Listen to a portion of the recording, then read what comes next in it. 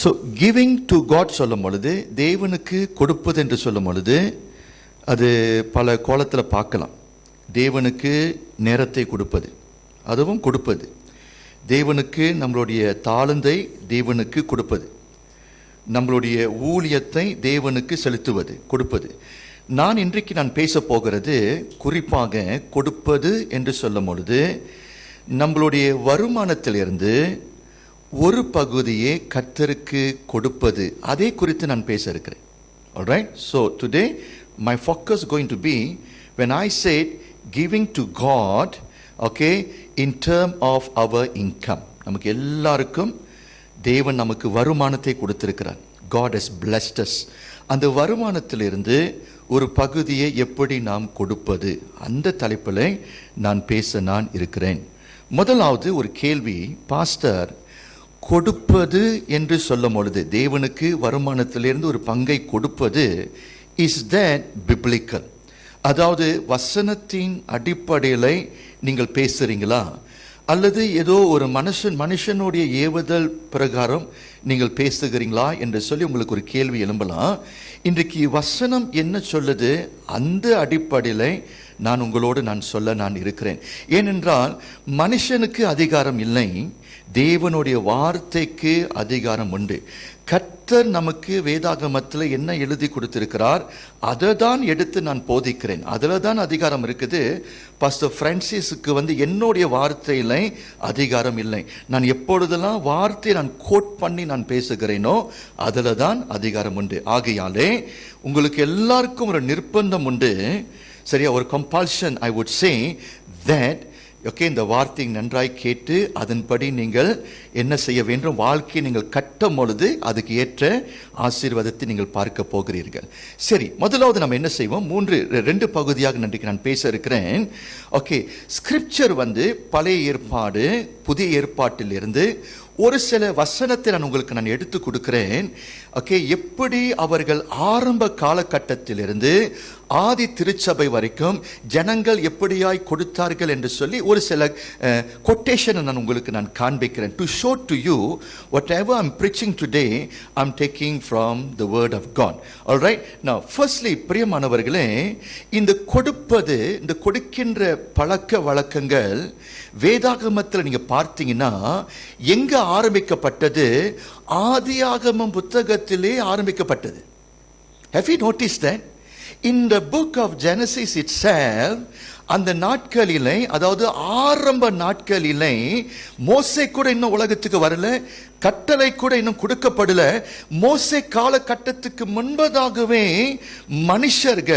மனுஷர்களை சொல்லுகிறதை விட விசுவாசிகள்னா தேவனை நம்புகிறவர்கள், அவர்கள் அப்பொழுதே இந்த பழக்க வழக்கத்துக்குள்ளாய் வந்து விட்டார்கள். அப்போ அந்த ஆதியாம் புத்தகத்திலிருந்து 3 உதாரணத்தை நான் சொல்லுகிறேன். ஆபேலை எடுத்துங்க. இந்த ஆபேல் யாரு? முதல் மனுஷிக்கு பிறந்த மகன். ஓகே, ஆதாம் ஏவாளுக்கு 2 குழந்தை. மூத்த மகன் பேர் காயின், இரண்டாவது மகன் பேர் ஆபேல். காயின் என்ன வேலை செஞ்சு கொண்டிருந்தாரு? அக்ரிகல்ச்சர் தமிழ்ல விவசாயி.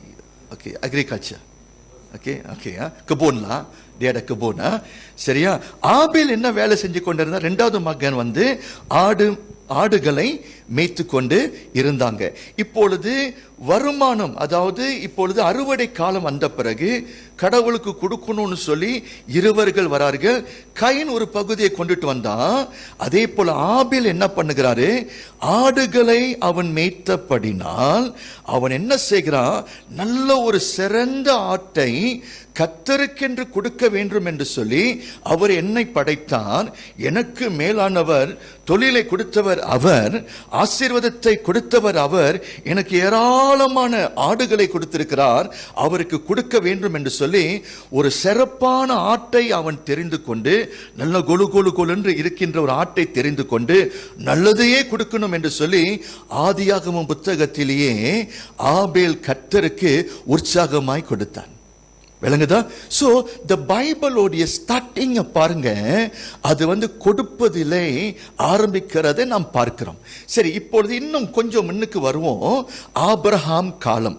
நான் ஆபிரகாம் யாரு? தேவ மனுஷன் ஒன்று, தேவனுடைய நண்பனாய் இருந்தவன் இரண்டு, தேவனோடு நடந்தவன் என்று சொல்லி வேதாகமம் சொல்லுது. அப்படி என்றால் மிகவும் பக்தி உள்ள மனிதன் ஆபிரகாம். அவனுக்கு வந்து ஒரு பேர் கொடுக்கப்பட்டது, விசுவாசத்தின் தந்தை. எல்லாம் சொல்லுங்க, விசுவாசத்தின் தந்தை சொல்லுங்க, ஃபாதர் ஆஃப் ஃபெய்த். அப்படி என்றால் அப்படி கர்த்தரை நம்பிக்கொண்டு வாழ்ந்தவன். என்ன நடந்துச்சு? ஒரு கட்டத்தில் வந்து ஒரு யுத்தத்துக்கு போகிறாரு. சரி, எதிரியோடைய படைக்கு போய் யுத்தத்திலே கர்த்தர் அவனுக்கு ஒரு வெற்றியை கொடுக்கிறாரு. இவர் என்ன பண்ணுகிறார்? அந்த காலகட்டத்திலே யுத்தத்துக்கு போனால் அங்க வெற்றியை அவர்கள் கண்டார்கள் என்றால் கொள்ளை பொருளை அவர்கள் பெற்றுக்கொள்வார்கள். இவன் என்ன செய்கிறான்? அந்த யுத்தத்திலே அநேக கொள்ளை பொருளை சம்பாதிக்கிறான். சம்பாதிச்ச பிறகு அந்த கொள்ளை பொருளை எடுத்து கர்த்தருக்கு தசம பாகத்தை கொடுத்தான் என்று சொல்லி பைபிள் சொல்லுது. இதை எங்கே வாசிக்கலாம்? நீங்க எழுதி கொள்ளுங்க. ஆதியாகமம் 14:18 20 வாசிச்சீங்கன்னா you will see for the first time in the Bible the word tithes coming into the picture. First time. Now you must remember we are still in the book of Genesis. இன்னும் இந்த மோசே காலகட்டத்துக்கு இன்னும் வரவில்லை. அப்ப Abraham என்ன பண்ணுகிறான்? தசம பாகத்தை கொடுக்கிறது நாம் பார்க்கிறோம். So then that means ஆதியாகமம் புத்தகத்திலேயே ஜனங்களுக்கு கடவுள் வந்து கட்டளை கொடுக்கிறதுக்கு முன்பதாகவே people paying their offering tithes to God. Alright? Now இப்போ நம்ம என்ன செய்வோம்? மோசஸ் காலகட்டத்துக்கு வருவோம். Now என்ன வித்தியாசம்? ஆதாம் காலகட்டத்திலே கொடுப்பது என்பது ஒரு நிர்பந்தம் இல்லை, கட்டளையாக கொடுக்கப்படல. It was not compulsory. But by the time of Moses, கர்த்தர் என்ன செய்கிறார்? இஸ்ரவேல் ஜனங்களை பார்த்து கட்டாயமாக நீங்கள் கொடுக்க வேண்டும் என்று சொல்லி கொடுப்பது வந்து ஒரு லோவாக மாறிடுச்சு, ஒரு கட்டளையாக மாறிடுச்சு. Now by the way, before I go further, சரியா, நம்ம வந்து மோசே காலகட்டத்தில் இல்லை, கொடுப்பது கட்டளை இல்லை. ஏனென்றால் நம்ம எல்லோரும் அந்த பழைய ஏற்பாட்டின் ஜனங்களாய் நம்ம இல்லை, சரியா? நம்ம எல்லோரும் புதிய ஏற்பாட்டின் ஜனங்களாய் இருக்கிறோம். சோ கொஞ்சம் வித்தியாசம் இருக்குது. கொடுப்பது கட்டளை, சரியா? கொடுக்கலன்னா கண்ணா ஹுக்கும், சரியா? கொடுக்கலன்னா கண்ணை வந்து கர்த்தர் வந்து குத்திடுவாரு, அப்படிலாம் இல்லை. மோசே காலகட்டத்தில் கொடுப்பது கட்டளையா இருந்தபடினால் ஜனங்களுக்கு நிர்பந்தம். It was a compulsion for them to give. Compulsory they must give to God because அது வந்து கட்டளையின் காலமாக இருந்தது, டைம் ஆஃப் த லா. பாருங்க, ஏன் கடவுள் வந்து அவர்களுக்கு கட்டளையை கொடுத்தாரு? அதுக்கு ஒரு சில பேக்ரவுண்ட் இருக்குது. ஐ want to show to you எப்படி இந்த கொடுக்கின்ற ஊழியங்கள் வந்து ஆரம்பித்தது என்று சொல்லி பழைய ஏற்பாட்டில் இன்னும் நான் இருக்கிறேன். ஏன்னா இந்த இஸ்ரவேல் ஜனங்கள் சொல்லும் பொழுது தேவனாலே தெரிந்து கொள்ளப்பட்டவர்கள். சொல்லுங்க, தேவனாலே தெரிந்து கொள்ளப்பட்டவர்கள்.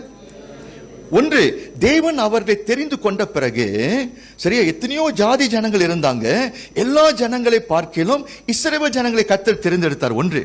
இரண்டாவது, அவர்கள் வாழ வேண்டும் என்று சொல்லி ஒரு அருமையான ஒரு நிலத்தை கொடுத்தாரு. அந்த நிலம் பேரு தான் சரியா கானா ஊர். கானா ஊர் சொல்லுங்க. இந்த கானா ஊர் வந்து அவர்களுடைய சொந்தமான ஒரு நாடு இல்ல, ஒரு ஊர் இல்ல. கர்த்தர் என்ன செய்கிறார்? அவர்களுக்கு ஒரு பரிசாக கானா ஊரை கொடுக்கிறாரு. அந்த கானா ஊரை பைபிள் வந்து எப்படி டிஸ்கிரைப் பண்ணுது? பாலும் தேனும் ஓடுகிற தேசம் என்று சொல்லி கர்த்தர் இவர்களுக்கு இந்த பெரிய ஒரு ஆசீர்வாதத்தை கர்த்தர் அவர்களுக்கு வாழ வேண்டும் என்று சொல்லி அந்த நிலத்தை கொடுத்தாரு. அந்த நிலத்தோடைய சிறப்பு பாருங்க, பாலும் தேனும் ஓடுகிற தேசம்னா என்ன அர்த்தம்? 2012 ஆண்டுல பாஸ்டருடைய மனைவியும் அந்த இஸ்ரவேல் நாட்டுக்கு நாங்கள் போயிருந்தோம்.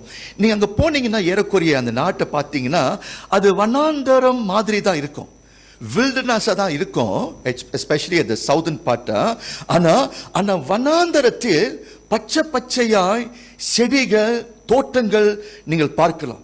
சரியா? என்ன தோட்டங்கள்? you will see a lot of vegetations. At the same time a lot of fruit tree.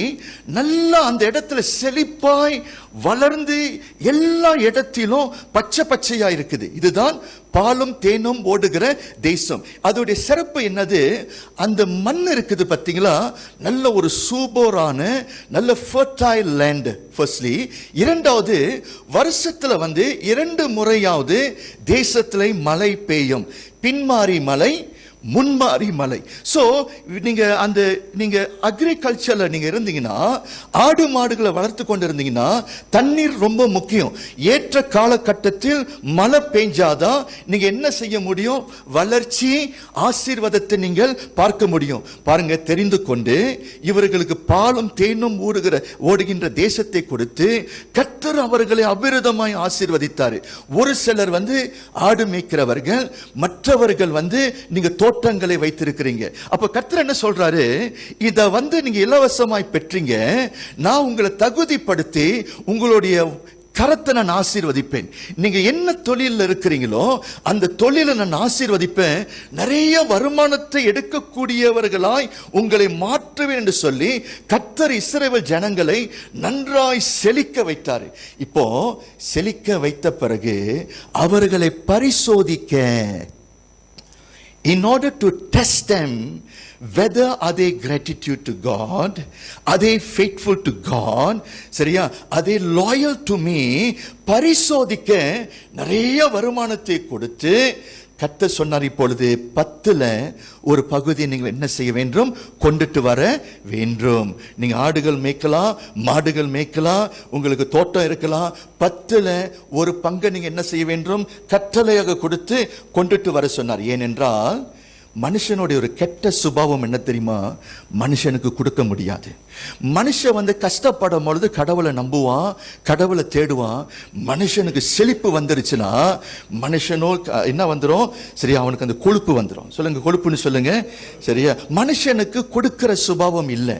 மனுஷனுக்கு வாங்கி கொண்டே இருக்கணும், சாப்பிட்டு கொண்டே இருக்கணும். சரியா, கையை கொடுத்துட்டு வாங்கணும். சரியா, எங்கேருந்து புடுங்கலான்னு சொல்லிட்டு அவன் வாங்கி கொண்டே இருப்பான் ஒழிய கொடுக்க சொல்லும் பொழுது மனுஷனுக்கு மனது வராது.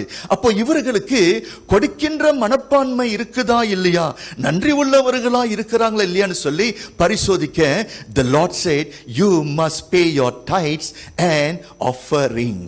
விளங்குதா? That is how it was started. It was started. So இதெல்லாம் உங்களை என்ன பண்ற? ரீகெண்டல் பண்றேன். சரியா, இதெல்லாம் பைபிள் இருக்கிறத உங்களுக்கு நான் சொல்றேன். கொடுக்கின்ற மனசு நமக்கு இருக்குதா? ஒரு சின்ன தம்பி பாருங்க, அம்மா அப்பா என்ன பண்ணாங்க? காணிக்கை கொடுத்தாங்க. நல்ல ஒரு கெட்டிக்கார பையன். அம்மா அப்பா என்ன சொன்னாங்க?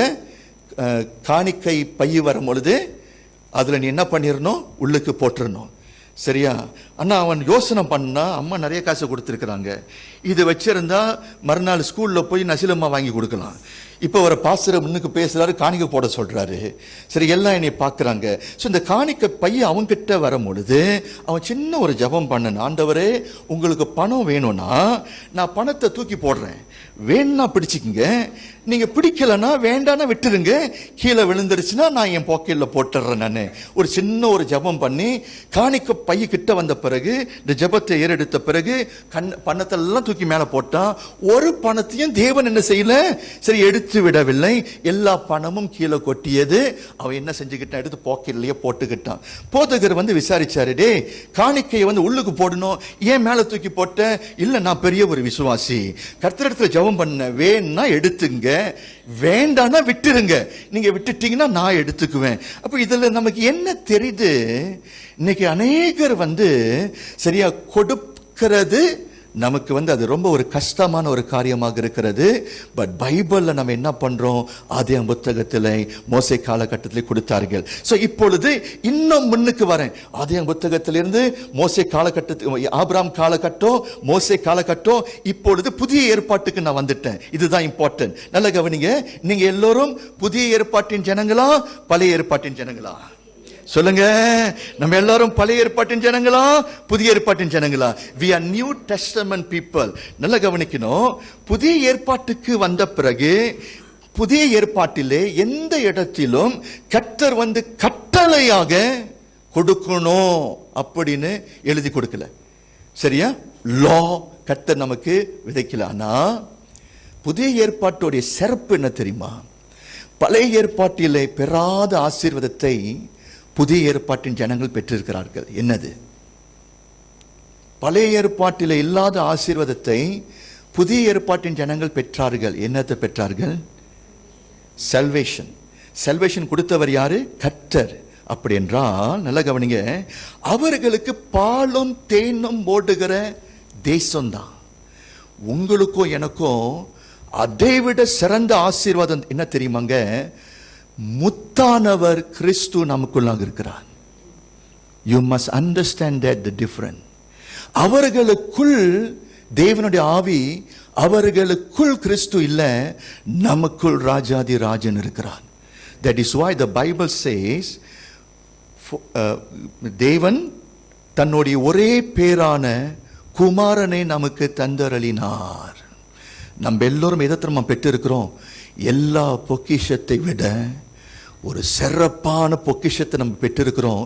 தேவனையே நம்ம அடைந்து இன்னைக்கு கிறிஸ்து, இன்னைக்கு இயேசு ராஜா ஆவியானவர் உங்களுக்குள்ளா இருக்கிறார். ஆகையாலே இந்த நியூ டெஸ்டமென்ட்க்கு வந்துட்டீங்கன்னா அந்த கிவிங் டைனமிக்கே மாறிடுச்சு. விசுவாசிகள் என்ன சொல்லி திரும்ப கொடுத்தாங்க? யாருமே பெறாத ஆசீர்வாதத்தை நாங்கள் பெற்றுட்டோம். இந்த ஆண்டவர் தன்னுடைய ஒரே பேரான குமாரனை கொடுத்த வசி நாங்கள் எப்படி கொடுக்க போகிறோம்? உற்சாகத்தோடு, சாக்ரிஃபிஷியலி, தியாகத்தோடு நாங்கள் கொடுப்போம் என்று சொல்லி புதிய ஏற்பாட்டில் ஜனங்கள் எப்படி கொடுத்தார்கள்? நிர்பந்தம் அல்ல, கட்டாயமாக அவர்கள் கொடுக்கல, உற்சாகமாய் அவர்கள் கொடுத்தார்கள். ஒரு பாட்டு இருக்குது, என்னுள்ளம் தேவன்பால் பொங்கி வடியுதே, இயேசன்னை ரட்சித்தான் நான் நாடி பாடுவேன், எவரும் அறியாமல் என்னுள்ளம் பொங்குதே, என்னுள்ளம் பொங்கி பொங்கி பொங்கி பொங்கி வடியுதே. ஏன்? எனக்குள்ளாக யார் இருக்கிறா? ஒரு வீடியோவை பார்த்தேன் நான். ஆப்பிரிக்கா தேசத்துல காணிக்கை நேரம் வந்தது. காணிக்கை பெட்டியை வச்சாங்க. இவங்கெல்லாம் ரொம்ப பணக்காரர்கள் சொல்ல முடியாது, ஏழ்மையானவர்கள். பாஸ்டர் சொன்னாரு, கொடுக்கின்ற நேரம் என்று சொன்னாரு. எல்லாரும் என்ன தெரியுமா பண்றாங்க? எப்படி தெரியுமா கொடுத்தாங்க?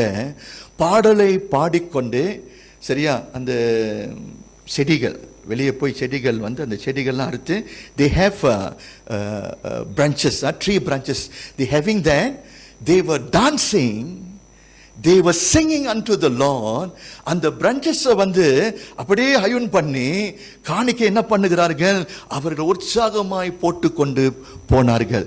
அவங்களுடைய கஷ்டத்திலே, அவங்களுடைய தரித்திரத்திலே என்ன பண்ணினார்கள்? கிறிஸ்து எனக்குள்ளா இருக்கிற வசி உற்சாகமாய் திறந்த மனப்பான்மையோடு அவர்கள் கொடுத்தார்கள். ஒரே ஒரு உதாரணத்தை நான் காண்பிக்கிறேன். புதிய ஏற்பாட்டில் எப்படி ஜனங்கள் கொடுத்தார்கள் என்று சொல்லி I want to show to you. ஆபிரகாமுக்கும் இவங்களுக்கும் வித்தியாசம் இருக்குது. இந்த மோசே காலகட்டத்தில் ஜனங்கள் கொடுத்ததுக்கும் இவர்களுக்கும் வித்தியாசம் இருக்குது. எங்க வித்தியாசம்? ஒரு வசனத்தை வாசிங்க. I feel this is so important because all of us is a New Testament people. அப்போஸ்தலர் 4ஆம் அதிகாரத்துக்கு வாங்க. Turn with me to book of Acts chapter 4. We're going to read from verse 34 to 37. I will read in English first. நான் ஆங்கிலத்தில் வாசிக்கிறேன். I just want to show to you நம்ம எல்லாரும் புதிய ஏற்பாட்டின் ஜனங்கள், ரைட், எப்படி அவர்கள் கொடுத்தார்கள் என்று சொல்லி பார்க்க போகிறோம். அப்போஸ்தலர் 4ஆம் அதிகாரம் 34 37. That there were no needy persons among them, for from time to time those who have owned land or houses sold them, brought the money from the sales 35, and put it at the apostles' feet, and it was distributed to anyone who had need. Joseph, a Levite from Cyprus, whom the apostle called Barnabas, which means son of encouragement, sold a field he owned and brought the money and put it at the apostles' feet. வாசிங்க தமிழ்ல. நிலங்களையும் வீடுகளையும் உடையவர்கள் அவைகளை விற்று விற்கப்பட்டவைகளின் கிரயத்தை கொண்டு வந்து அப்போஸ்தலருடைய பாதத்திலே வைத்தார்கள். அவனுக்கு தேவையானதற்கு தக்கதாய் பகிர்ந்து கொடுக்கப்பட்டது. அவர்களில் ஒருவனுக்கும் ஒன்றும் குறைந்து இருந்ததில்லை. சீர்திருத்தீர்வனும் லேவியனும் அப்போஸ்தலராலே ஆறுதலின் மகன் என்று அர்த்தம் கொள்ளும் பர்னபா என்னும் மறுபேர் பெற்றவனாகிய யோசே என்பவன் தனக்கு உண்டாயிருந்த நிலத்தை விற்று அதன் கிரயத்தை கொண்டு வந்து அப்போஸ்தலருடைய பாதத்திலே வைத்தான். Can you see? எப்படி கொடுத்தார்கள்? உற்சாகமாய் கொடுத்தார்கள். And they gave it sacrificially. என்ன பண்ணனானுங்க? வீடு இருந்துச்சு, நிலம் இருந்துச்சு, அவைகளை விற்று சபையுடைய ஊழியத்துக்கு என்று சொல்லி அவர்கள் கொடுத்தார்கள். அப்படின்னா பாஸ்டர் இப்போ வீட்டையும் நிலத்தெல்லாம் விற்றுட்டு கொடுக்க சொல்கிறீங்களா? அது என்ன பாயிண்ட் இல்லை. That is not my point. நம்ம சர்ச்சுக்கு சில விசுவாசிகள் வந்து நம்ம சர்ச்சுக்கு வந்து அவங்க வீட்டை நம்ம பேருக்கு எழுதி கொடுத்துருக்குறாங்க. And many times I denied that. We are not here for your property, we are not here for your houses. நான் மறுபடியும் சொல்கிறேங்க, நம்ம சர்ச்சில் ஒரு சிலர் வந்து தங்களுடைய வீட்டையும் சொத்தையும் சபை பேருக்கு எழுதி கொடுக்கணும்னு சொல்லி முன்னுக்கு வந்திருக்கிறாங்க. We have said we are not interested with your property or even houses. I'm here want to bring to you certain awareness. அது சொல்ல வரேன் நான். Alright? இந்த பாசன்மாரங்கள்லாம் அப்படி தான் சுற்றிட்டு அவங்க அங்கே தான் வருவாங்க. நான் அதுக்காக வரல, உங்களுடைய நன்மைக்காக நான் இந்த காரியத்தில் சத்தியமாக நான் என்ன பண்ணுகிறேன், பேசுகிறேன். எப்படி கொடுத்தார்கள்? வீட்டையும் சொத்தையும் வித்துட்டு அவன் கொடுக்குறானா, அவனுடைய வளர்ச்சியை பாருங்க. இந்த சொத்து பணம் உலக காரியம் வந்து அவனுக்கு பெருசா தெரியல. கர்த்தருடைய ராஜ்யம் கட்டப்பட வேண்டும் என்று சொல்லி அந்த சிந்தனையிலே அவர்கள் வாழ்ந்தார்கள். அந்த சிந்தை உங்களுக்கு வரணும் என்று சொல்லி அந்த அடிப்படையில் நான் பேசிக் கொண்டிருக்கிறேன். So I want to make a conclusion here. பழைய ஏற்பாட்டில் புதிய ஏற்பாட்டில் எல்லாம் கொடுத்தார்கள். சரியா? ஹர்ன்ஸ், நான் இங்கிலீஷில் நான் சொல்கிறேன், அதுக்கு விளக்கம் சொல்கிறேன். The believers of OT and NT gave part of their income to God as an offering and tithes through giving. Through giving, the believers show their gratitude, honor, and trust towards God. Giving to God is viewed as a form of worship. அப்படின்ற என்ன அர்த்தம்? Bible முழுவதும் ஜனங்கள் என்ன பண்ணினார்கள்? கொடுத்தார்கள்.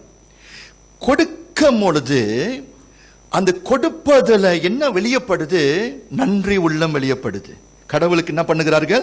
நன்றி சொல்லுகிறார்கள். கொடுக்கிறவர்கள் நன்றி சொல்லுகிறார்கள். ஒன்று, கொடுக்கிறவர்கள் தேவனை விசுவாசிக்கிறார்கள். இரண்டு, மூன்றாவது, கொடுக்கிறது நிமித்தம் நீங்கள் தேவனை ஆராதிக்கிறீங்க. Giving is a form of worship. ஐயா, முன்னுக்கு வந்து பாட்டு பாடுகிறது மட்டும் ஒரு worship இல்லை. நீங்க உங்களை அர்ப்பணித்து உங்களுக்கு இருக்கின்ற சிறப்பானதை கர்த்தருக்கு கொடுக்கறீங்க பார்த்தீங்களா, அது உங்களுடைய ஆராதனையாக மாறுது. ஆராதனையை தேவன் என்ன செய்வாரு? ஏற்றுக்கொள்வான். ஆராதனை ஏற்றுக்கொள்வார். நீங்க காணிக்கையை வந்து நீங்கள் கொடுக்கும் பொழுது கர்த்தர் தெளிவாய் பைபிள் எழுதி கொடுத்திருக்கிறாரு. ஆபேல் தன்னுடைய காணிக்கையை கொண்டுட்டு வரும் பொழுது அந்த காணிக்கையின் மீது தேவன் பிரியமாய் இருந்து காணிக்கையை ஏற்றுக்கொண்டான். ஆமென் சொல்லுங்க. சோ இன்றைக்கு அந்த உற்சாகமாக சரியா திறந்த உள்ளத்தோடு நீங்கள் கொடுக்கும் பொழுது, ஓ கர்த்தர் உங்கள் மீது பிரியமாக இருக்கிறார். The Lord is very much pleased unto you and then the Lord will bless you. கொடுக்கின்ற கரத்தை தேவன் ஆசீர்வதிப்பார். கொடுக்கின்ற கரத்தை தேவன் ஆசீர்வதிப்பார். ஆல்ரைட், சரி, இப்பொழுது இரண்டாவது பகுதிக்கு வருவோம். ஓகே, இன்ட்ரோடக்ஷன் நான் உங்களுக்கு கொடுத்துட்டேன், the background. இப்போ நம்ம என்ன செய்ய போகிறோம்? மூன்று உதாரணத்தை சீக்கிரமாக நான் கொடுக்கிறேன். எப்படி ஜனங்கள் கொடுத்தார்கள் என்று சொல்லி மூவர்களை நான் தெரிந்தெடுத்து ஒரு எக்ஸாம்பிள் நான் கொடுக்க இருக்கிறேன். பழைய ஏற்பாட்டிலும் சரி புதிய ஏற்பாட்டிலும் சரி எப்படி விசுவாசிகள் கொடுத்தார்கள். ஏன் இதை நான் பேசுறேன்? நான் இதை பேசும் பொழுது நீங்க என்ன செய்யணும்? உங்களுடைய உள்ளமானது எப்படியாக இருக்கிறது when comes to giving. Alright, first person நான் சூஸ் பண்ணனது, I want to talk about David. David எப்படி சொல்லுங்க, டேவிட் சொல்லுங்க. தாவீது. Now டேவிட் எப்படி கொடுத்தாரு? பைபிள் என்ன சொல்லுது? கர்த்தருக்கு அவன் உற்சாகமாய் கொடுத்தான். I like the word, அவன் உற்சாகமாய் கொடுத்தான். பாருங்க, இந்த டேவிட்டோடைய ஹிஸ்டரி நீங்க பாத்தீங்கன்னா, வரலாற்றை பாத்தீங்கன்னா, இவன் சின்ன பையனா இருக்கும் பொழுது 17 வயசுல ஆடுகளை மேய்த்து கொண்டிருந்தான். புறக்கணிக்கப்பட்டவன். ஆல்ரைட், ஆனா 17 வயசுல கர்த்தர் அவனை தேர்ந்தெடுக்கிறார். கர்த்தர் தன்னுடைய அன்பை அவனுக்கு வெளிப்படுத்துகிறான். டேவிட் வந்து கர்த்தரை ருசித்த பிறகு டேவிட் கடவுளுக்கு பயந்து நடக்கிறான். நல்ல கவனிங்க, எப்பொழுது நமக்கு தேவன் மீது பயம் வருதோ கர்த்தருக்குள் நம்ம என்ன செய்வோம்? வாழ முயற்சி எடுப்போம். இவன் என்ன செய்யறான்? நன்றாய் உழைக்கிறான், கர்த்தருக்காக வாழ்றான். நன்றாய் உழைக்கிறான், கர்த்தருக்காக வாழ்றான். நன்றாய் ஆடுகளை மேய்க்கிறான். இப்போ என்ன நடக்குது? கர்த்தர் அவனை ஆசீர்வதிக்கிறாரு. படிப்படியாய் ஆசீர்வதிச்சு ஒரு கட்டத்தில் ஒரு ராஜாவாய் மாற்றி விட்டான். When you are faithful before God, சரியா, you can have a very simple background. Pastor from a very simple background. இதுதான் போன வாரம் நான் சொன்னேன். எங்களுடைய வரலாற்றை நீங்க பார்த்தீங்கன்னா from a very average family, I would say from a very poor background. நான் ஒரு காரியத்தை நான் கவனிச்சேன். When you are faithful to God, நீ கடவுளுக்கு பயந்து நடக்கும் பொழுது, நீ நேர்மையாய் சம்பாதிக்கும் பொழுது கர்த்தர் உன்னை ஆசீர்வதிப்பார். உன்னுடைய கீர்த்தியை கர்த்தர் உயர்த்துவார். கர்த்தர் அவனை மேல உயர்த்தி இப்பொழுது ராஜா ஸ்தானத்துக்கு வந்துட்டார். விளங்குதா? ஆனா நமக்கு எல்லாரும் ஒரு கெட்ட வழக்கம் இருக்குது. நம்ம ஒரு ஸ்டாண்டர்டுக்கு வந்த பிறகு, ஒரு உயர்வை நம்ம டச் பண்ணின பிறகு எதை மறந்துடுவோம்? எல்லாம் மறந்து போயிடுவோம். அதுவும் நம்ம தமிழங்களா சொல்லவே வேண்டாம். அவனுக்கு இங்கிலீஷ் கூட புரியாது. அவனுக்கு பணம் வந்துருச்சுன்னா எப்படியோ தெரியாது, வாயிலிருந்து இங்கிலீஷ் அவனுக்கு வரும். துதிப்பேன் துதிப்பேன் துதித்து கொண்டே இருப்பேன். அவனுக்கு பணம் வந்துருச்சு, துதிப்பேன் துதிப்பேன் துதித்து கொண்டே இருப்பேன். எல்லாம் மாறிடும். பணம் வந்துருச்சு, எல்லாம் மாறிடும். அவனுக்கு ஒரு பந்தா, ரைட்? அவன் பந்தா. ஆனால் டேவிட்ட கர்த்தர் ராஜஸ்தானத்தில் அவனை உயர்த்தின பிறகு ஒரு யோசனை அவனுக்கு வந்துச்சு. அவருக்கு ஏன் ஒரு வீட்டை கட்டக்கூடாது? I want to build a temple for my God. அவன் உயர்ந்த ஸ்தானத்தில் இருக்கும் பொழுது, நிறைய பணம் அவனுக்கு இருக்கும் பொழுது, டேவிட் என்ன பண்ணினாரு? பொண்ணை கொடுத்தாரு. பொண்ணா வெண்கலத்தை கொடுத்தாரு, பிரான்ஸ் கொடுத்தாரு, கோல்டு, சில்வர், பிரான்ஸ், மற்ற காணிக்கையை அள்ளி கொடுத்தாரு. பாஸ்டர் இதை கொஞ்சம் ரிசர்ச் பண்ணுன்னா நீங்கள் வீட்டில் போய் வாசிங்க, எழுதி கொள்ளுங்க. எவ்வளோ கொடுத்தாருன்னா, 1 நாளாகமம் 29, First Chronicles chapter 29 verse 2 to 5 எழுதி கொள்ளுங்க. 1 நாளாகமம் 29 வசனம் 22-5. Alright, okay, பாஸ்டரை பாருங்க. He was a filthy rich man. He had so much of gold. எவ்வளோ கடவுளுக்கு கொடுத்தாருன்னா, எப்படி எழுதி இருக்குது? I just done some calculation. 300 talents of gold சொல்லி எழுதி இருக்குது, which is equivalent to 100 metric tons. Gold மட்டும் எவ்வளவு கொடுத்திருக்காரு? 100 டன், 100 கிலோ இல்ல. உங்களுக்கு எல்லாம் அந்த கணக்கு தெரியும். இப்போ ஒரு கிலோ, இப்போ ஒரு அவுன்ஸ் கவுண்ட் பண்ணுவாங்க. ஒரு கிராம் எவ்வளவு? இப்போ தி லேட்டஸ்ட், நடிக்காதீங்களா, உங்களுக்கு எல்லாருக்கும் தெரியல, டெய்லி பார்த்துக்கிட்டு இருக்கிறீங்க. எவ்வளவு சொல்லுங்கம்மா? எவ்வளோ சொன்னாரு? இப்போ 600. ஒரு கிராமா? இந்த ஆள் எத்தனை எவ்வளோ கொடுத்துருக்கிறாரு? 300 டன்னு. எவ்வளோ சொன்னேன்னு? சாரி, 100 டன்னு, சாரி, 100 மெட்ரிக் டன். நான் 100 மெட்ரிக் டன்னை வந்து இந்த காலகட்டத்தில் நீங்கள் அந்த கன்வர்ஷன் பண்ணினீங்கன்னா, நேற்று உட்காந்து கொஞ்சம் கல்குலேஷன் செஞ்சேன். இப்போ உள்ள US dollar about $15 billion. Prabha, 15 billion US அவர் என்ன பண்ணியிருக்கார்? கர்த்தருக்கு கொடுத்திருக்கு. இது தாராள மனசு. ஏன்னா என்னை உயர்த்தினவரே அவர்.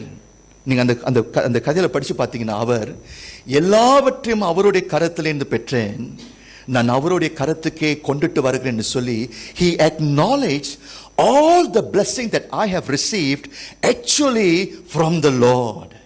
பிரியமானவர்களே, பைபிள்ல ஜனங்கள் எப்படி கொடுத்தார்கள்? எல்லாவற்றையும் கர்த்தரிடத்திலிருந்து பெற்றேன், ஆகையாலே என் கடவுளுக்கு நான் கொடுக்கும் பொழுது எப்படி நான் கொடுப்பேன்? நான் உற்சாகமாய் கொடுப்பேன் என்று சொல்லி தாவீதுக்கு அந்த மனப்பான்மை இருந்தது. உங்களுக்கு ஒன்று தெரியுமா? கர்த்தர் உங்களுக்கு வேலை வாய்ப்பை கர்த்தர் கொடுக்கலனா, கர்த்தர் உங்களுக்கு வாசலை உங்களுக்கு திறந்து கொடுத்திருக்கலனா, வேலை செய்ய வேண்டிய புத்தியும் அறிவையும் கர்த்தர் கொடுத்திருக்கலனா, திராணியை கர்த்தர் உங்களுக்கு கொடுத்திருக்கலனா, உங்களால என்ன பண்ண முடியாது? சம்பாதிக்கவே முடியாது. இன்னைக்கு இவ்வளவு மேல கர்த்தர் உங்களை தூக்கி வச்சிருக்கிறாருன்னா, இன்னைக்கு எல்லாம் பரிபூர்ண ஆசீர்வாதத்தை கர்த்தர் கொடுத்து உங்களை நன்றாய் வைத்திருக்கிறார்னா, இதெல்லாம் காரணம் என்னதுங்க? கர்த்தர் உங்களை தெரிந்து கொண்டு ஆசீர்வதித்தபடினால் தான் நீங்க இவ்வளவு உயர்ந்தவராய் இருக்கிறீங்கன்னு சொல்லி மறந்து போகாதீங்க. டேவிட் அதை நமக்கு சொல்லி கொடுக்கிறார். that is why டேவிட் என்ன சொல்றாரு? எல்லாவற்றையும் உம்முடைய கரத்திலிருந்து பெற்று, ஆண்டவரே இப்பொழுது உம்முடைய கருத்துக்கே நான் கொண்டுட்டு வருகிறேன் என்று சொல்லுகிறார். ஆமீன் சொல்லுங்க. இன்றைக்கு அந்த ஒரு கிரேட்ஃபுல்னஸ் உங்களுக்கு இருக்கணும். don't ever think இது என்னுடைய சம்பாத்தியம் என்று சொல்லிக்கொண்டு நெஞ்சியை தூக்கி கொண்டு வாழவே வாழாதீங்க.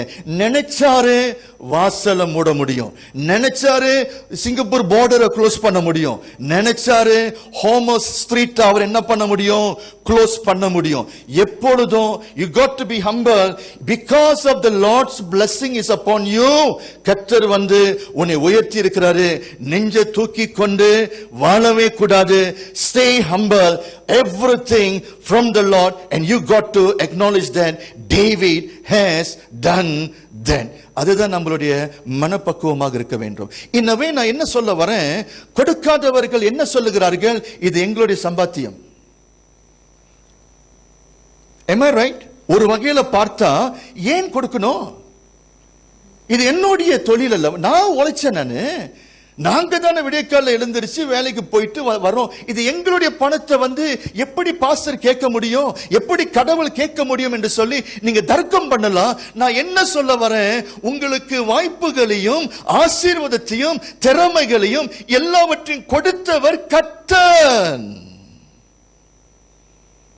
கர்த்தர் கர்த்தருடைய தயவை மறந்து போகக்கூடாது. தாவீதுடைய வாழ்க்கையை வைத்து இந்த ஒரு கருத்தை நாம் பார்க்கிறோம். இரண்டாவது உதாரணத்தை நான் காண்பிக்கிறேன். புதிய ஏற்பாட்டுக்கு வந்தீங்கன்னா மெக்கடோனியா சபை என்று சொல்லி ஒரு சபை இருந்துச்சு. சொல்லுங்க, சர்ச் ஆஃப் மெசடோனியா சொல்லுங்க. சர்ச் ஆஃப் மெசடோனியா சொல்லுங்க. இந்த மெக்கடோனியா சபை வந்து ஏறக்குறைய நம்மளுடைய சபை மாதிரி தான். அந்த மெக்கடோனியா சபையை வந்து ஸ்தாபித்தவர் யாரு? பவுல். ரைட்? என்ன நடந்துச்சு? இவங்க எல்லாம் பவுல் போய் பிரசங்கம் பண்ணும் பொழுது இயேசு கிறிஸ்துவை குறித்து இவங்க எல்லாம் இயேசு கிறிஸ்துவை ஏற்றுக்கொண்டுட்டாங்க. and they became part of that small church. சின்ன ஒரு சபை தான். ஆனா என்ன ஆயிடுச்சு? அரசாங்கம் என்ன பண்ணிட்டாங்க? இவங்க எல்லாம் மதம் மாறிட்டாங்கன்னு சொல்லிட்டு, சரியா, அரசாங்கம் இவங்களுடைய சலுகையை வெட்டிட்டார்கள். இவங்களுக்கு நிலம் இல்லை, வேலை வாய்ப்பு இல்லை, இவங்களுடைய எல்லா ஆசீர்வாதத்தையும் என்ன ஆயிடுச்சு? இப்பொழுது கட் ஆஃப் பண்ணப்பட்டது. Because they have converted to Christianity. விளங்குதா? இப்போ பவுல் வந்து அந்த சபைக்கு வராரு. அந்த சபையில வந்து என்ன சொல்றாரு? நீங்க எல்லாம் கர்த்தருக்குள்ளாக வந்துட்டீங்க, எனக்கு ஒரு சில தேவை இருக்குது. பவுல் வந்து ஜெனுவைன் மேன் ஆஃப் காட். சரியா? அது ஊழியக்காரன் நிறைய பேர் இருக்கிறாங்க. அது அடுத்த வாரம் நம்ம பார்ப்போம். நீங்க அடுத்த வாரம் மெசேஜ் நீங்க மிஸ் பண்ணிடக்கூடாது. தவறான இடத்துக்கு காணிக்க நீங்க கொடுக்க கூடாது. which I'm going to talk next week. இன்னைக்கு அதை பேச வேண்டாம் நம்ம. alright? இன்னைக்கு நிறைய கொள்ளையடிக்கிறவர்கள் அநேகர் இருக்கிறாங்க. இன்னைக்கு மட்டும் இல்ல, பைபிள் காலகட்டத்திலையும் இருந்தார்கள். இதெல்லாம் நம்ம அடுத்த வாரம் நம்ம கவர் பண்ணுவோம். இப்போ பவுல் வந்து அந்த இடத்துக்கு வராரு, காணிக்கை கேட்கிறாரு. எதற்கு?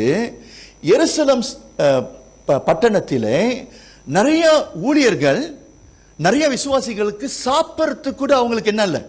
ஆகாரம் இல்லை. சோ தன்னுடைய பிரச்சனையை வந்து சொல்றாரு சபையை பார்த்து, ஏழையான சபையை பார்த்து, மசடோனியா ஜனங்களை பார்த்து சொல்றாரு, எனக்கு சில பணம் தேவைப்படுது. எனக்கல்ல, என்னுடைய ஜனங்கள் அங்க பசியா இருக்கிறாங்க, அன்றைக்கு அங்க போதகர்கள் சாப்பிட முடியாம இருக்கிறாங்க, ஏதாவது நீங்கள் உதவி கரத்தை நீட்ட முடியுமான்னு சொல்லி he was appealing சர்ச்சஸ் எல்லா சபையிலும் கேட்கும் பொழுது நல்ல ரெஸ்பான்ஸ் அவருக்கு வரல. மெக்கடோனியா சபைக்கு வரும் பொழுது ஏழ்மையானவர்கள், தரித்திரத்தில் இருந்தார்கள், அவர்கள் என்ன பண்ணினார்கள்? கர்த்தருக்கு உற்சாகமாய், சரியா, இல்லங்க கொடுக்கிறதுக்கு இல்ல, கஷ்டப்படுகிறாங்க, அவங்களுக்கு சாப்பிடுறதுக்கு பற்றாக்குறை. அந்த பற்றாக்குறையிலையும் அவர்கள் இயேசுவை ருசித்தபடினால் எங்களுடைய தேவையை விட ஊழியம் வளரணும் என்று சொல்லி அவர்கள் என்ன பண்ணினார்கள்? கஷ்டத்திலும் கர்த்தருக்கு காணிக்கையை கொடுத்தார்கள். ராமன் சொல்லுங்க. Now can you see the gap? நான் ஏன் இந்த காரியத்தை நான் சொல்றேன்? Can you see the gap? இன்னைக்கு இருந்தும் கொடுக்க முடியல, இருந்தும் என்ன சொல்லுகிறோம்? பத்தலன்னு சொல்றோம். இன்னைக்கு நமக்கு எல்லா ஆசீர்வாதமும் இருக்குது, செழிப்பாக இருக்கிறோம், நல்ல தொழில் இருக்குது, நல்ல வருமானம் இருக்குது, எல்லா வசதியும் இருக்குது, இருந்தும் என்ன சொல்லுகிறோம்? பத்தலன்னு சொல்லுகிறோம். இவனுடைய பயங்கர தரித்திரத்தில் அவர்கள் கொடுத்தார்கள். That is my challenge to all of you. நான் ஒன்னு சொல்றேன், இந்த மலேசியா நாட்டில் 3 விதமான சபை இருக்குது. பாச மலேசியா சர்ச் இருக்குது, சைனீஸ் சர்ச்சஸ் இருக்குது, இங்கிலீஷ் ஸ்பீக்கிங் சர்ச்சஸ் இருக்குது, தமிழ் சபை இருக்குது, எல்லாம் தமிழ். இன்னைக்கு இந்த 3 நீங்க பார்த்தீங்கன்னா எந்த சபை ரொம்ப ஏழ்மையான சபை? தமிழ் சபை. இன்னைக்கு சீனனுங்க எங்கேயோ போயிட்டானுங்க, பெரிய லெவல்ல மெகா ப்ராஜெக்ட் எடுத்து எவ்வளவு மிஷனரிமார்கள் ஊழியத்தை தாங்கி கொண்டிருக்கிறாங்க. they are doing a greater job. இன்னைக்கு இந்த சீன சமுதாயம் இன்னைக்கு தமிழன் எப்படி பார்க்குது? இவனுங்கெல்லாம் ஒன்றும் இல்லாதவர்கள். அது உண்மைங்க, இது உண்மை. இன்னைக்கு சீனனுங்க எப்படி பார்க்கறாங்க? if let's say அந்த சர்ச்சில் ஒரு தமிழ் காங்கிரிகேஷன், இங்கிலீஷ் காங்கிரிகேஷன் இருந்துச்சுன்னா they will look down on Indian community. ஐயா நான் சொல்றேன், அவனை ஆசீர்வதித்த தேவன் தான் நம்மளும் ஆசீர்வதிச்சிருக்கிறாரு. you must know the same God. அவங்க வர்ஷிப் பண்ணுகிற இயேசுவும் தமிழவன் வர்ஷிப் பண்ணுகிற இயேசுவும் the same person. இன்றைக்கு என்னது டிஃபரண்ட் மென்டாலிட்டி? அவன் என்ன பண்ணனா, முன்ன ஒரு காலகட்டத்தில் கஷ்டம் இருக்கும் பொழுதும் கர்த்தருக்கு அவர்கள் கொடுத்தார்கள். சீனனுங்களும் கஷ்டப்பட்டானுங்க, கஷ்டத்திலையும் நன்றாய் உழைத்து கர்த்தருக்கு கொடுக்க வேண்டியதை உற்சாகமாய் கர்த்தர் கொடுக்க கொடுக்க கொடுக்க சைனீஸ் காங்கிரிகேஷன் இன்னைக்கு செழிப்பா இருக்குது. இன்னைக்கு தமிழவர்கள் இந்த காரியத்தில் பின்மாற்றம் அடைந்து விட்டோம். and I want to challenge this church. நம்மளும் ஈக்குவலா வரணும். and even we must do greater things. இது 20 வருஷமா நான் போதித்து கொண்டிருக்கிறேன். நான் ஒன்னு சொல்றேன், நம்ம சர்ச்சில் பட்டணத்தில் ஒரு 40-60 தமிழ் சபை இருக்கலாம். அந்த 40-60 தமிழ் சபையில மேபி ஒரு 10% பாசனமாரங்களுக்கு தான் சொந்த பில்டிங் இருக்குது. ஆனா நம்ம 2012 சொந்த பில்டிங்கை வாங்கிட்டோம். ஏன் தெரியுமா? I challenge the people to give. அவர்கள் கொடுக்க கொடுக்க கொடுக்க சபையுடைய வருமானத்தை கர்த்தர் ஆசீர்வதித்தான். அந்த வருமானத்தை எடுத்து ஜனங்களை போஷித்தோம், பில்டிங்கை வாங்கணும், நிறைய ஊழியம் நடந்து கொண்டிருக்கிறது. நம்ம சபையில ஸ்டாண்டர்டா கொடுக்கிறவர்கள் இருக்கிறார்கள். because we have taught them, we are challenging the people. we also can do better. ஒரு சைனீஸ் பாஸ்டர் சபைக்கு வந்தாரு, நம்முடைய மெயின் சர்ச்சுக்கு வந்தாரு. இவ்வளவு அழகா கட்டி இருக்கிறீங்களா, எப்படி எங்கேருந்து உங்களுக்கு பணம் வந்துச்சு? and I said boldly, all the money came from the congregation. Array பார்த்தாரு, தங்கணும் கொடுக்குறான். yes, I want to educate all of you. கஷ்டம் கஷ்டம்னு சொல்லாதீங்க.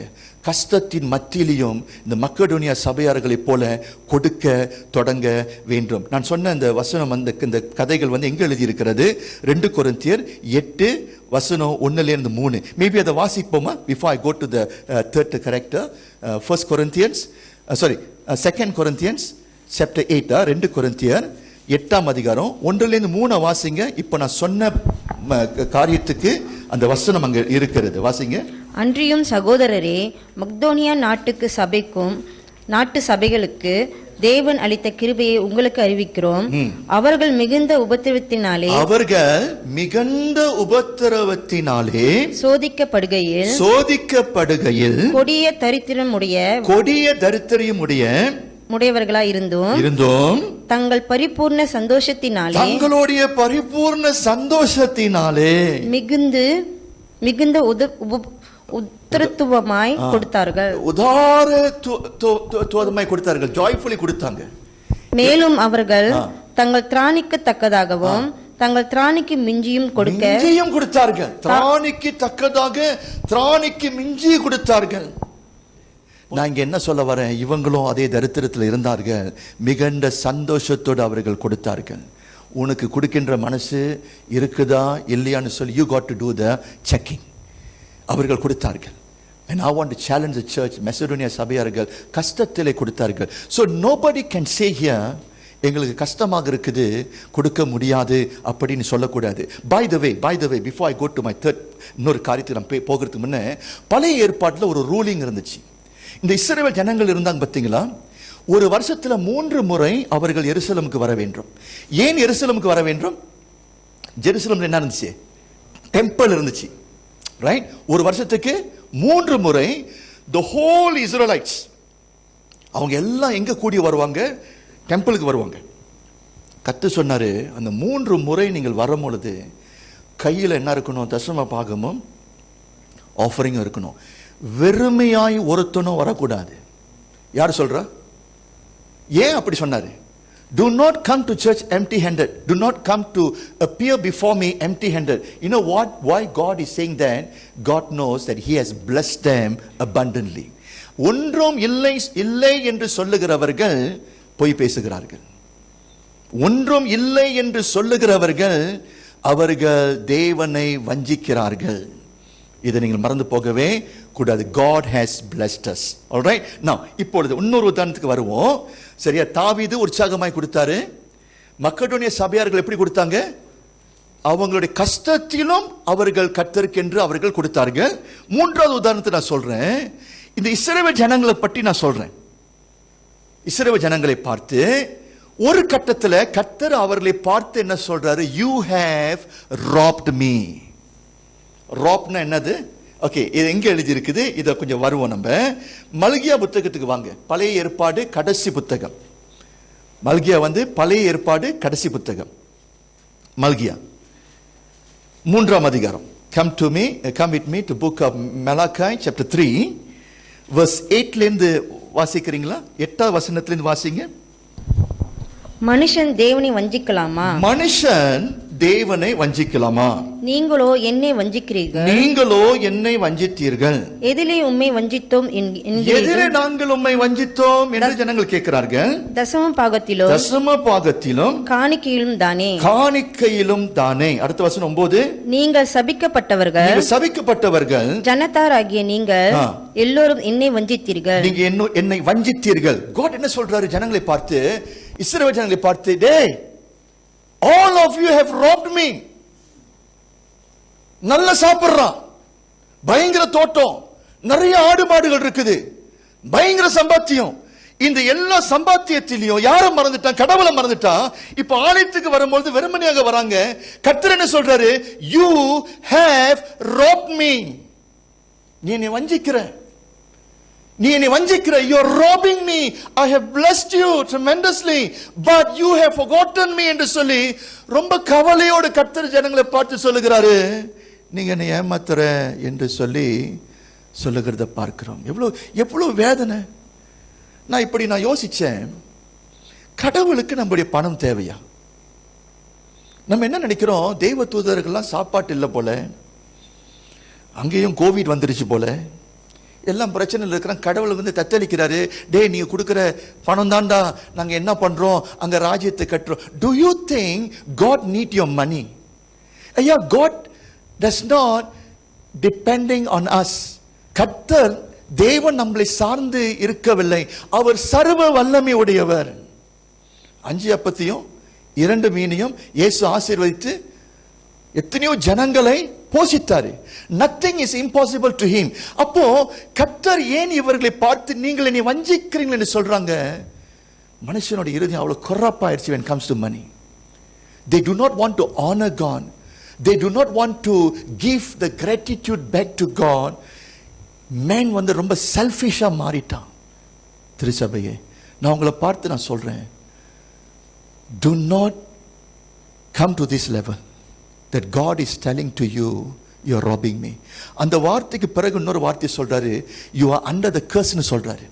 இன்னைக்கு நான் பார்க்கிறேன், எத்தனை சபையார்கள் இன்னைக்கு தரித்திரத்தில் இருக்கிறாங்க. வேலை செய்யறாங்க, பணத்தை சேர்த்து வைக்க முடியல. இன்றைக்கு பற்றாக்குறையில் இருக்கிறாங்க. that is very true. எத்தனை ஊழியர்கள் சொந்த ஒரு வீட்டில் வாழ முடியல, சொந்த ஒரு வாகனம் இல்லை. இன்னைக்கு செழிப்பு இல்லாமல் நிறைய ஜனங்கள் இன்றைக்கு பற்றாக்குறையிலை வாழ்ந்து கொண்டிருக்கிறார்கள். அதுல ஒரு காரணம் ஒருவேளை நீ கையிட்டு செய்கின்ற வேலைகளை கர்த்தர் ஆசீர்வதிக்கவில்லை. Because you have ignored God. இன்றைக்கு பிரியமானவர்களே, I really hope that all the church members can see the gap. நம்ம எப்படி இருக்கிறோம், அந்த விசுவாசிகள் எப்படி இருந்தாங்க? தாவீதை போல இருக்கிறோமா, மக்கடோனியா சபை போல இருக்கிறோமா, அல்லது இந்த இஸ்ரவேல் ஜனங்களைப் போல நம்ம கர்த்தரை ராப் பண்ணி கொண்டு இருக்கிறோமான்னு சொல்லிட்டு நம்ம யோசிக்க வேண்டும். ஒரு ஆமீன் சொல்லுங்க. Okay, I'm going to finish my conclusion. ஒரு கேள்வி, பாஸ்டருடைய முடிவில் ஒரு கேள்வி நான் கேட்கிறேன். What is my attitude when comes to giving to God? யோசனை பண்ணி பாருங்க. What is your attitude when comes to giving to God? Are we like David, Church of Macedonia, or like Cain and the Israelites during the time of Malachi? எப்படி நம்ம இருக்கிறோம்? மல்கியா காலகட்டத்தில் உள்ள யூதர்களா இருக்கிறோமா, அல்லது தாவீது போல ஆபேலை போல நம்ம இருக்கிறோமா? எங்க நீங்க இருக்கிறீங்க? Where is your position now?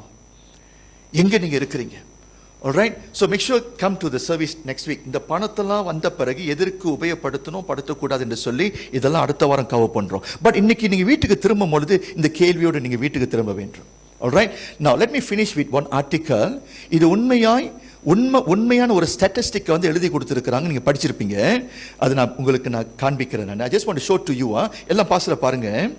Okay, do you realize of the blessing that you have received from God? உங்களுக்கு தெரியுமா கர்த்தர் உங்களை எல்லாரையும் அபிரிதமாய் ஆசீர்வதிச்சிருக்கிறார்? ஒரு ஆமீன் சொல்லுங்க. எத்தனை பேர் நினைக்கிறீங்க எனக்கு ஆசீர்வாதமே இல்லைன்னு சொல்றீங்க? ஒரு ஆமீன் சொல்லுங்க. இருக்கிறாங்க. பிரைஸ் எல்லாம் கேளுங்க. ஏன்னா இரண்டு கூட்டமும் இருக்கணும். Okay, very ரீசனபிளா. ஆல்ரைட், நான் அந்த ஆர்டிக்கல் என்ன சொல்லுது நான் உங்களுக்கு வாசிச்சு காட்டுறேன். Very practical ஆர்டிக்கலா.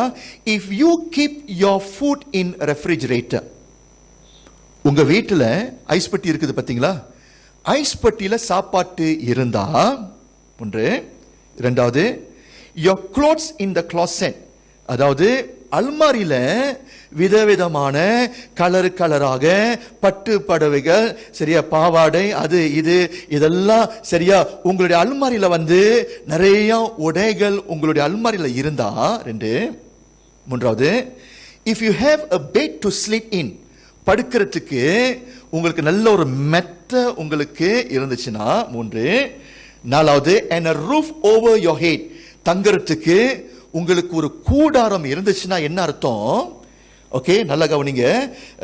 ஐஸ் பெட்டி இல்ல சாப்பாட்டு பொருள், உடுத்துறதுக்கு நமக்கு அல்மாரி இருந்துச்சுன்னா, ஆல்ரைட், படுக்கிறதுக்கு மெத்த இருந்துச்சுன்னா, தங்கறதுக்கு இல்லம் நமக்கு இருந்துச்சுன்னா என்ன அர்த்தம்? You are richer than 75% of world population. நீங்க யாரு? You are one of the richest people in the world. இது statistic.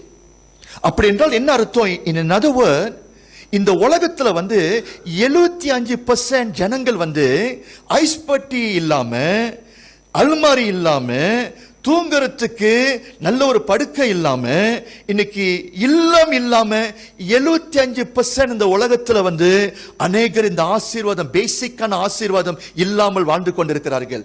and I am pretty sure நம்ம சர்ச்சுக்கு வருகிறவர்களுக்கு இந்த 4 ஆசீர்வாதமும் நமக்கு இருக்குது.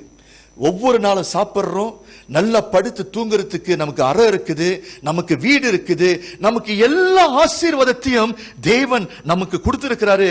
So you got to understand that we are the richest people in the world. நீங்க என்ன செய்யணும்? அடுத்த வருஷம் பாஸ்டர் நான் மிஷனுக்கு வேலைக்கு போகிறேன். I will go to Nidur, India. I will go to Jaffna, Sri Lanka. I will go to Myanmar. 3 இடத்துக்கு நான் போகிறேன். நீங்க என் கூட வாங்க. நீங்க அங்க நீங்க பாத்தீங்கன்னா ஐஸ் பெட்டி இல்லாதவங்க வீட்டுக்கு நீங்க வரலாம். நீங்க படுக்கிறதுக்கு அறை இல்லாதவர்களுடைய வீட்டை நீங்கள் பார்க்கலாம்.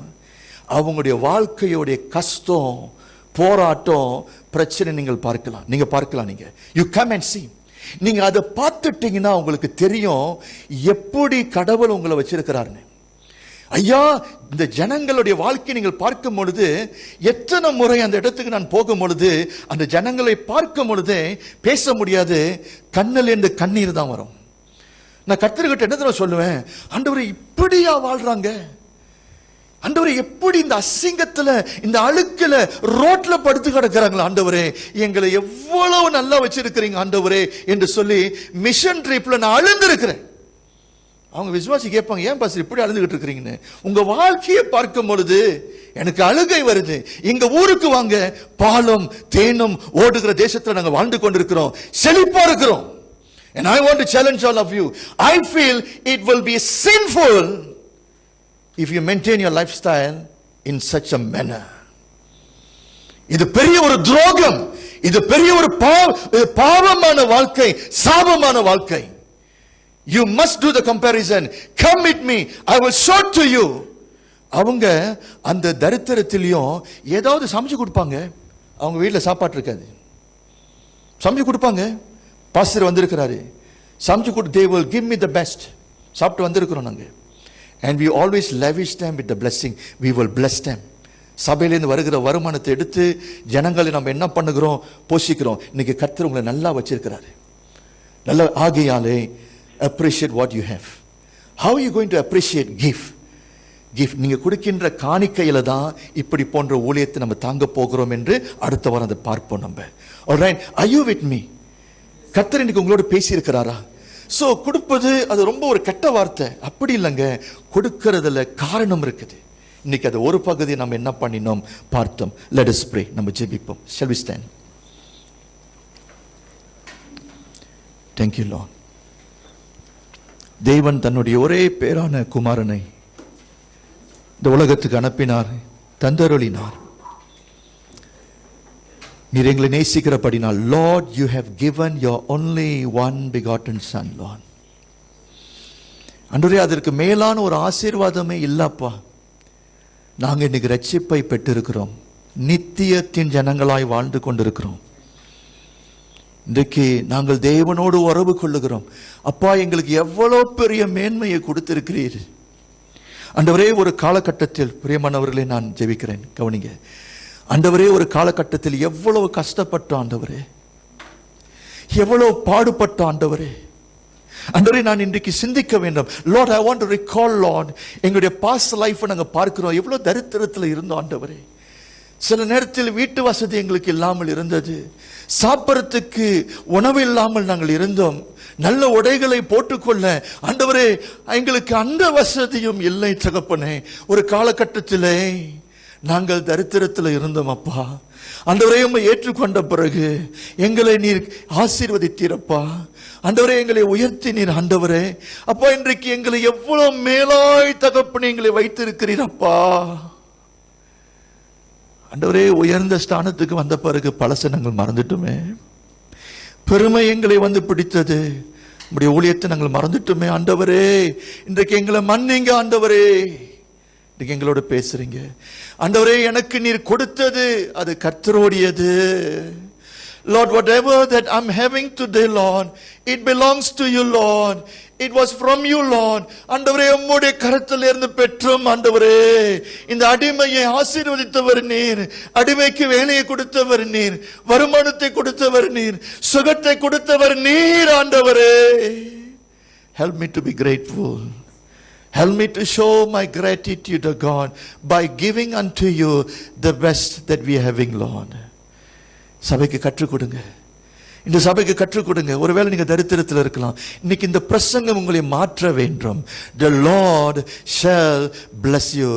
Give and the Lord will give back to you.